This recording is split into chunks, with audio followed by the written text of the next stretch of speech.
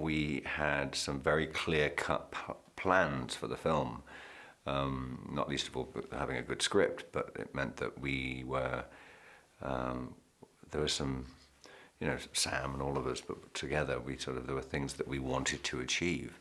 And I genuinely feel like we've sort of achieved them, and thankfully many, many more.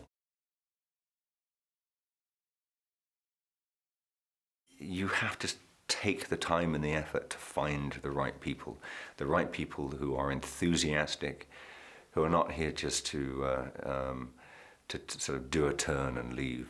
And we've just been blessed with every character, whether it's Rory or it's Ben or it's Ola, you know, it's and I'm just, you know, not forgetting Ralph Fiennes and Javier Bardem, Judi Dench. I mean, it's and the, you know, and then the casting of the girls with Naomi and Berenice, finding two exceptionally beautiful girls who are very serious actresses and are, you know, intelligent enough to know what's required of them in a movie and more, and they bring so much.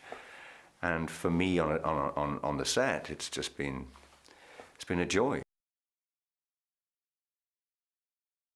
There's a style, and there's a style we've been going, whether it's you know, Gianni, the costume designer, or you know, or the sets, Dennis's sets. There's definitely a kind of a color palette that Roger Deakins has been using. You know, it's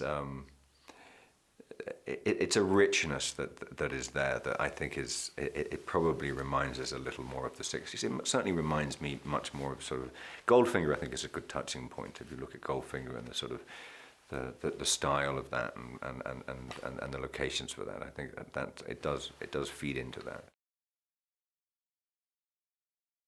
Gary Powell's come back in, we've got Alexander Witt on second unit, and that sort of combination means that we're going to sort of do something special, and all of us, and Gary especially, has sort of had, you know, has felt the need that we need to push this movie as far as we could. And you know, we've always relied on the fact that we do things for real in Bond movies, and that's just the way it is. And if there's CGI, it's just to help out as opposed to sort of creating the scene. And I think standing on top of a train, traveling at 50 kilometers an hour, fighting with Oliver Pace going over a 300-foot drop was probably a standout moment. We talked about Live and Let Die being our first Bond movie we saw in the cinema. We talked about the early movies. We talked about Goldfinger. We talked about the mistakes. We talked about the great things. We talked all of these things. And I felt an immediate connection to somebody who had exactly the same enthusiasm and respect for it that I did.